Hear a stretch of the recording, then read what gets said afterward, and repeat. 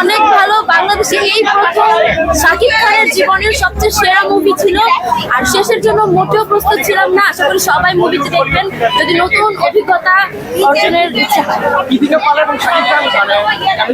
Chemistry অনেক সুন্দর ছিল। প্রিয়তমার পরে এটা আরো বেশি ভালো লাগছে। আর ইদিকা পালের যে মানে চেঞ্জিংটা ছিল মুভিতে, এটা আসলে আমাদের জন্য আনএক্সপেক্টেড ছিল। এটা অনেক সুন্দর ছিল।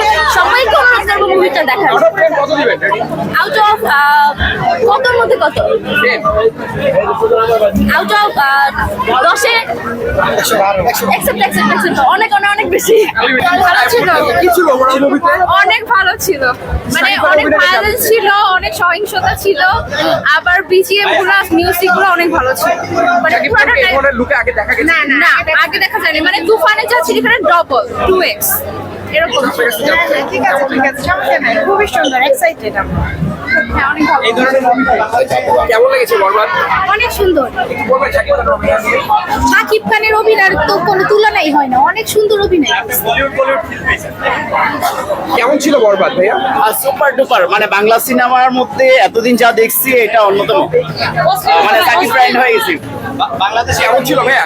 হ্যাঁ, মুভিটা অসাধারণ। অনেক কিছু ভালো ছিল, সবকিছুই ভালো ছিল, খুব ভালো লাগছে।